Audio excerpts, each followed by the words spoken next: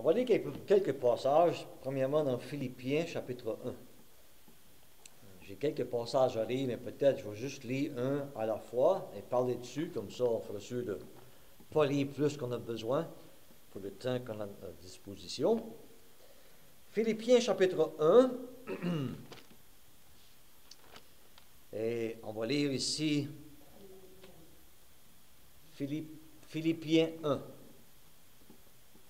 Et verset 6. On va lire à partir du verset 3 pour la phrase au complet. Philippiens 1 et 3. Je rends grâce à mon Dieu de tout le souvenir que je garde de vous, ne cesse dans toutes mes prières pour vous tous de manifester ma joie au sujet de la part que vous prenez à l'Évangile. Depuis le premier jour jusqu'à maintenant. Je suis persuadé que celui qui a commencé en vous cette bonne œuvre la rendra parfaite pour le jour de Jésus-Christ. Maintenant, remarquez ici, la version d'Arby dit jusqu'au jour de Jésus-Christ. Et au verset 10, même chapitre, verset 10, pour le discernement des choses les meilleures, afin que vous soyez purs et irréprochables pour le jour de Christ. Encore une fois, version Darby, jusqu'au jour de Christ. Maintenant, au chapitre 2, et partant du verset 12, chapitre 2, verset 12, « Ainsi, mes bien-aimés, comme vous avez toujours obéi, mettez en œuvre votre salut avec crainte et tremblement, non seulement comme en ma présence, mais bien plus encore maintenant que je suis absent. Car c'est Dieu qui produit en vous le vouloir et le faire selon son bon plaisir. Faites toutes choses sans murmure, ni hésitation, afin que vous soyez irréprochables et purs, des enfants de Dieu irréprochables, au milieu d'une génération perverse et corrompue, parmi laquelle vous brillez comme des flambeaux dans le monde, portant la parole de vie, et je pourrai me glorifier au jour de Christ, de n'avoir pas couru en vain, ni travaillé en vain. Le Seigneur bénira cette lecture. J'aimerais continuer sur le même thème qu'on a débuté ce matin et vous faire remarquer d'autres passages où il est question de faire certaines choses jusqu'au retour du Seigneur. Je sais que l'expression « retour du Seigneur » n'est pas ici, mais on a « jour de Christ ». Jour de Christ. 2 fois, verset 6, jour de Jésus-Christ, verset 10, jour de Christ. Et à toutes les fois qu'on lit ces expressions dans le Nouveau Testament, c'est toujours une référence au retour du Seigneur pour l'Église et les événements qui vont suivre le retour du Seigneur dans le ciel. Le jour du Seigneur, c'est une période sur la terre où Dieu verse ses jugements sur la terre. Ça se compare au jour de l'Éternel dans l'Ancien Testament. Mais le jour de Christ, ça comprend l'enlèvement de l'Église et des événements célestes qui suivent, incluant le tribunal de Christ. Donc, qu'est-ce qu'on a ici? Au verset 6 et au verset 10, je sais que la version seconde dit « pour le jour de Christ », mais la version d'Arby dit « jusqu'au jour de Jésus-Christ ». Donc, dans ces versets ici, ce que Paul souligne pour les Philippiens et qui est très à point pour nous aussi aujourd'hui, c'est que Paul veut qu'ils soient occupés à répandre l'Évangile jusqu'au jour de Christ, jusqu'au jour que le Seigneur revient. C'est ça le point principal. Mais il commence au verset 3 en remerciant Dieu pour le souvenir qu'il a des Philippiens. Il se rappelle comment il est arrivé à Philippe, acte 16, comment il a vu cette femme sauvée, comment le geôlier et sa famille ont été sauvés, comment l'assemblée a été formée. Et il dit au verset 5 qu'il ne cesse de manifester sa joie au sujet de la part ou la participation que vous prenez à l'Évangile depuis le premier jour jusqu'à maintenant. Ça, c'est beau. Quand Paul pense aux Philippiens, il pense à ces premiers jours lorsqu'ils ont été sauvés, lorsque l'assemblée a débuté à Philippe. Et une chose qui le marque dans son souvenir d'eux, c'est qu'ils participaient dans l'œuvre de l'Évangile. Ils prenaient part à l'annonce de l'Évangile à Philippe. Mais Paul dit, c'est pas juste quelque chose qui est arrivé quand vous avez été sauvés. Il dit, vous avez continué jusqu'à maintenant. Des années sont passées. Puis vous faites encore pareil. Vous continuez à prendre part dans l'Évangile. Et sa prière, c'est que ça va continuer jusqu'au retour du Seigneur. Hein? Donc, la pensée que j'aimerais vous laisser avec vous ici dans ce passage, frères et sœurs, c'est que non seulement que le Seigneur Jésus veut qu'on le suive lui jusqu'à ce qu'il vienne, ou qu'on meure, non seulement le Seigneur Jésus veut qu'on se souvienne de lui jusqu'à son retour, en Corinthiens 11, mais le Seigneur Jésus veut aussi qu'on répande l'Évangile jusqu'à ce qu'il vienne. Ce n'est pas quelque chose qu'on a fait bien lorsqu'on était jeunes sauvés, puis là, après un temps, on réalise bien, j'ai plus le même zèle que j'avais. Ça fait 10 ans, 15 ans, 20 ans, 30 ans que je suis sauvé, et il y a d'autres choses qui sont plus importantes maintenant. Des choses spirituelles, bien entendu. Non, je ne pense pas que c'est ça la volonté de Dieu. Si dans mon cœur, dans mes pensées, mon zèle pour répandre l'Évangile a diminué, mon amour pour les âmes a diminué, c'est pas parce que le Seigneur me dirige à faire quelque chose d'autre. Non, c'est parce que moi-même, j'ai été négligent. Moi-même, j'ai laissé la flamme descendre. Moi-même, j'ai laissé la chaleur diminuer. Moi-même, j'ai perdu la passion pour la valeur des âmes qui périssent. Donc, ça aussi, ça devrait nous sonder, n'est-ce pas? Est-ce qu'on est autant zélé pour l'Évangile tout de suite qu'on était lorsque le Seigneur nous a premièrement sauvés? Et est-ce qu'on va continuer ce zèle-là, cette participation-là, jusqu'au retour du Seigneur? Ça serait triste, vous savez, que quand le Seigneur revient, ça ferait des mois, des années qu'on a perdu même un sens de réalité, les âmes qui nous entourent, qui périssent. C'est terrible de penser que ça ferait des semaines, des mois, des années que je n'ai pas donné un traité à quelqu'un. Ça serait triste de penser que ça fait des semaines, des mois, des années que je n'ai pas prié pour un missionnaire quelque part, au Venezuela par exemple. Ça serait triste si ça ferait des années, des mois, des semaines, des années que je n'ai pas participé à des réunions d'évangile. Ça serait triste pour l'assemblée de Tracadie, Rivière-Verte, Chetillac et ailleurs.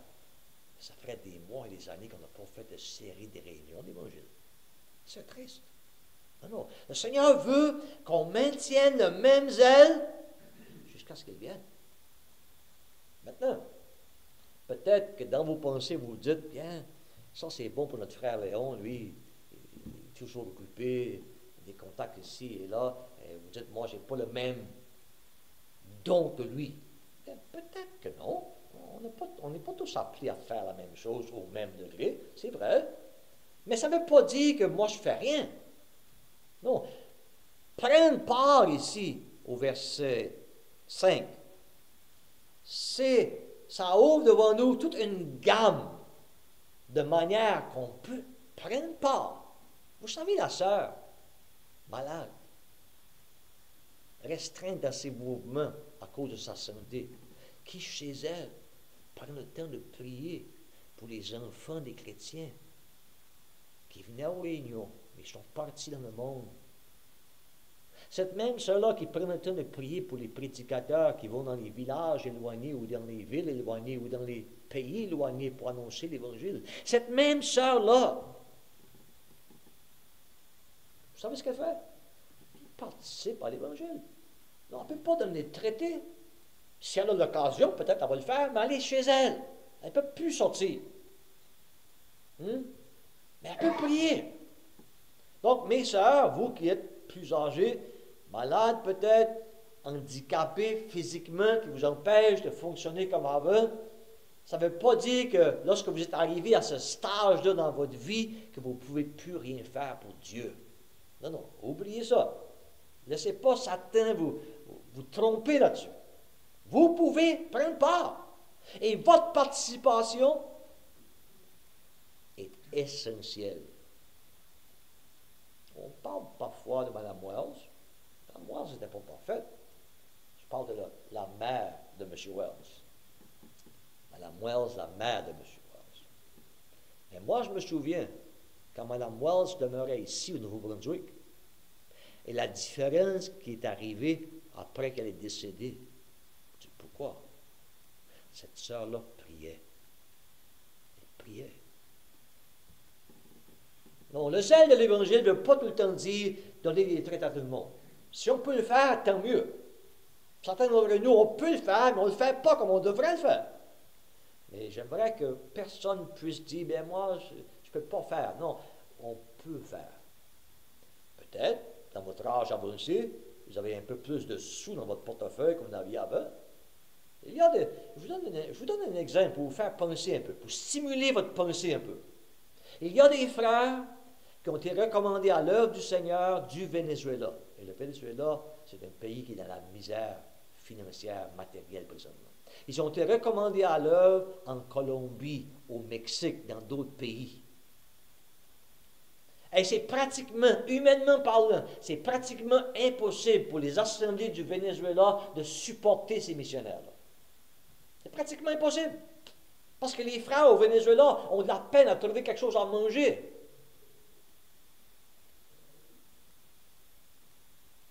Pourquoi est-ce que nous autres, ici au Canada, en tant qu'individus, en tant qu'assemblée, on ne pourrait pas mettre un petit quelque chose de côté pour envoyer ces frères-là?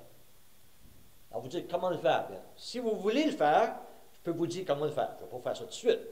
Il y a une manière très simple de le faire. Donc, ce n'est pas juste nous autres ici à Tracadie, nous autres ici à Rivière-Verte. Non, non. C'est qu'on devrait avoir un horizon plus éloigné. Pensez à la part qu'on peut prendre dans l'Évangile, pas juste localement, mais qu'est-ce qui se passe ailleurs?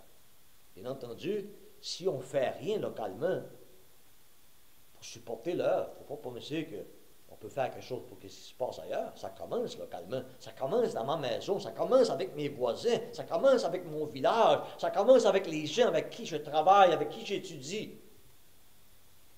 Mais ça ne se limite pas à ça. On devrait avoir un horizon plus grand. Qu'est-ce qui va avec ça? C'est non seulement qu'est-ce qu'on dit en parole lorsqu'on témoigne, les traités qu'on donne, les prières qu'on fait, mais notre témoignage. Notre témoignage veut dire par ça notre vie devant les inconvertis. Paul parle de ça ici au chapitre 2. Hein?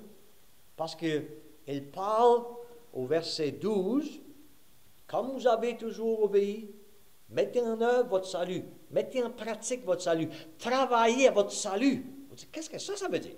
Ils sont déjà sauvés, ils sont déjà dans l'assemblée, pourquoi travailler à leur salut? Il ne parle pas ici du salut de l'âme, il parle du salut de l'assemblée. La préservation du témoignage que Dieu établit à Philippe. Paul réalise, Satan attaque ce témoignage.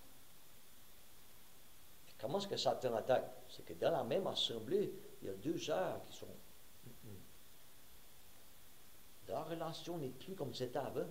Et il va dire, Saint-Tiche, il en parle au chapitre 4, et Paul réalise ceci. Ça, c'est la manière que Satan veut s'infiltrer dans l'assemblée pour diviser l'assemblée. Et en divisant l'assemblée, qu'est-ce qui va arriver? L'évangélisation va arrêter. Le témoignage va être affecté. Et Satan va rire dans sa barbe. Parce qu'il a réussi à occuper des chrétiens avec des problèmes, des difficultés, puis l'Évangile souffre. Donc voilà pourquoi il dit dans cette section ici, faites toutes choses sans murmure, ni hésitation, afin que vous soyez irréprochables et purs, des enfants de Dieu irréprochables au milieu d'une génération perverse et corrompue. Et remarquez les paroles suivantes. Parmi laquelle, la génération perverse et corrompue, parmi laquelle vous brillez comme des flambeaux dans le monde. Témoignage à Philippe qui brille. Et Satan veut éteindre la flamme. Donc notre témoignage, frères et sœurs, pas juste qu'est-ce qu'on fait pour évangéliser les autres, mais notre vie devant les inconvertis. C'est très important. Très, très important. Maintenant, on remarque un autre. J'aimerais lire avec vous maintenant dans Luc chapitre 19. Évangile de Luc chapitre 19. La leçon retenue dans Philippiens chapitre 1, chapitre 2, c'est que jusqu'au retour du Seigneur, on devrait être individuellement et comme assemblée prendre part à l'Évangile. Prendre part à l'Évangile. Luc chapitre 19, et on va lire un passage ici. Remarquez le contexte, c'est la parabole des mines. Et remarquez ce que le Seigneur dit. On peut commencer à lire au verset 13. Verset 13 de Luc 19. Il appela 10 de ses serviteurs, leur donna 10 mines et leur dit, faites-les valoir jusqu'à ce que je vienne.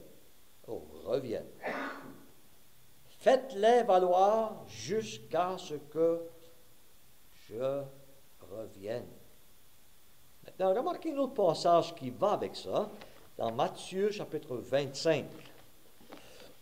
Matthieu chapitre 25.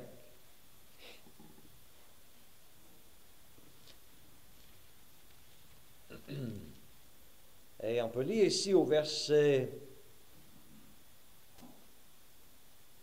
15. Il leur donna 5 talents. À l'un, 2, à l'autre, 5 talents. À l'un, 2 à l'autre et 1 au troisième. 2 à l'autre et 1 au troisième. À chacun selon sa capacité. Et il partit.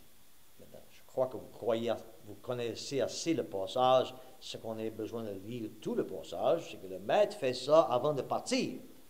Il va revenir de voyage et les serviteurs vont devoir rendre compte pour ce qu'ils ont fait. Maintenant, les deux paraboles se ressemblent. Mais dans Matthieu 24, c'est des talents.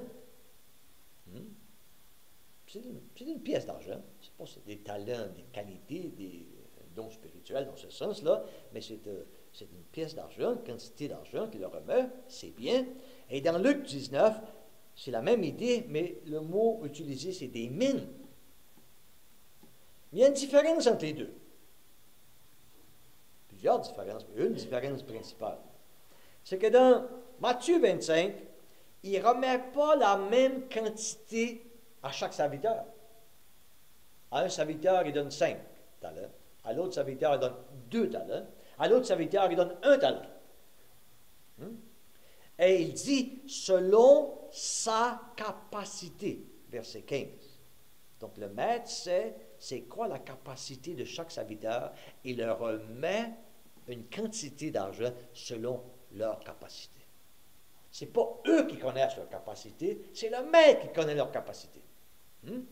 Mais dans Luc 19, il a 10 serviteurs, il leur remet la même quantité. Une mine chaque. Une mine à un, une mine à l'autre, une mine à l'autre. Chaque 10. Et vous dites, c'est quoi la nuance de différence? La différence, c'est celle-ci. C'est que Le Seigneur nous donne une tâche à faire, chacun de nous, dans la vie chrétienne. Hmm? Et cette tâche-là, il dit de s'en occuper jusqu'à ce qu'il vienne. Hmm? Il nous donne une capacité, oui, mais en accord avec la capacité, il nous confie quelque chose selon notre capacité. Et il veut qu'on s'occupe à ça jusqu'à ce qu'il vienne. Dans l'idée des talents, c'est selon sa capacité. Ça veut dire que le Seigneur ne nous a pas tous donné la même chose. Chaque frère a une capacité différente. Chaque sœur a une capacité différente. Donc, il ne faut pas penser qu'on va tous être comme des pingouins, hein? Tous se ressembler dans notre fonction. On a toute la même apparence et on fait toute la même chose. Non, non. Non, on a chacun notre tâche particulière selon notre capacité. Donc, la capacité varie. Mais dans l'idée des mines, il donne à chacun des serviteurs la même quantité.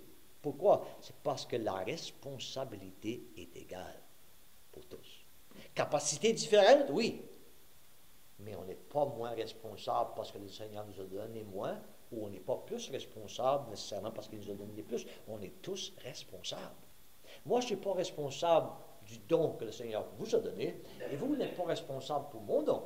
Il ne faut pas essayer d'imiter le don de quelqu'un d'autre, ou faire exactement la même quantité, la même sorte de travail qu'un autre frère, une autre sœur font.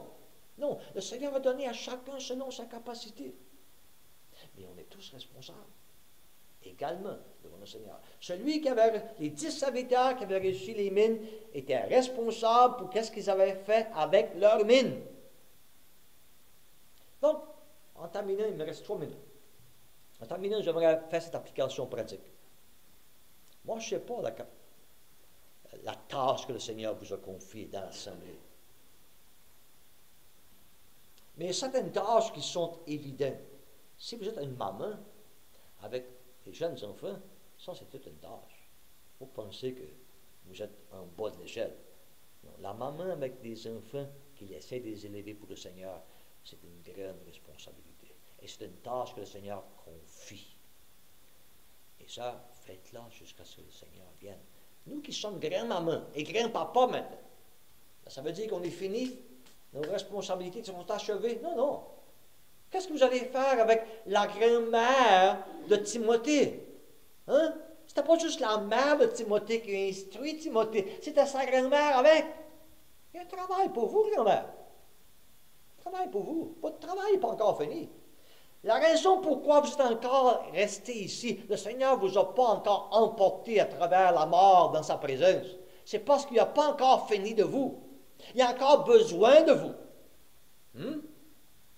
Et le point à retenir ici, c'est quand on trouve la tâche que le Seigneur nous a confiée, qu'on soit jeune ou vieux, marié, célibataire, homme ou femme, au sein de l'Assemblée, dans la famille, il dit ici, jusqu'à ce que je vienne. Jusqu'à ce que je vienne. En anglais, ça dit occupy till I come. Occupe-toi de ce que le Seigneur t'a donné jusqu'à ce que je vienne. Parce que c'est possible qu'après un temps, on tombe sur le neutre. Vous savez la transmission?